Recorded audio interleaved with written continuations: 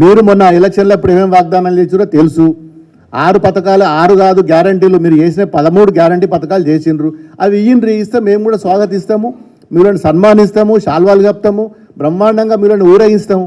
ప్రజలకు ఏమి ఇచ్చిర్రు? మొన్న పవర్ యూనిట్ 200 యూనిట్లు ఫ్రీ ఇస్తామన్నారు, 4,000 రూపాయలు పెన్షన్ ఇస్తామన్నారు, మహిళలకు ప్రతి 2,500 ఇస్తామన్నారు, మరి రైతు బంధు వేస్తామన్నారు. నిన్న రైతు బంధు అడిగితే ఒక ఊర్లో పోతే కోమటిరెడ్డి వెంకటరెడ్డి గారు చెప్తాడు కొట్టురే అంటుండు.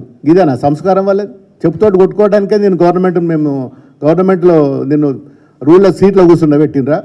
చెప్తాడు కొడితే అది ఏం సంస్కారం? అది ఇవి వాళ్ళు చేసే పనులు.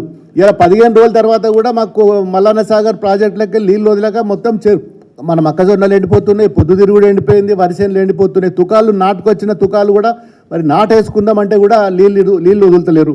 15 రోజుల తర్వాత ఇవాళ వచ్చి మంత్రి గారు వచ్చి ఇలా ప్రోగ్రాం పెట్టింది. దానికి ఎవరు?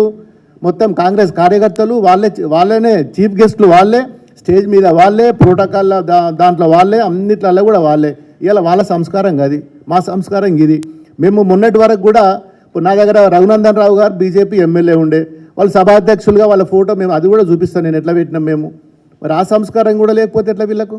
ఫస్ట్ సభాధ్యక్షుడు మినిస్టర్ కింద పెట్టినాం, మరి అదే తరహాలో వీళ్ళు కూడా పెట్టాలి కదా గతంలో పెట్టినట్టు.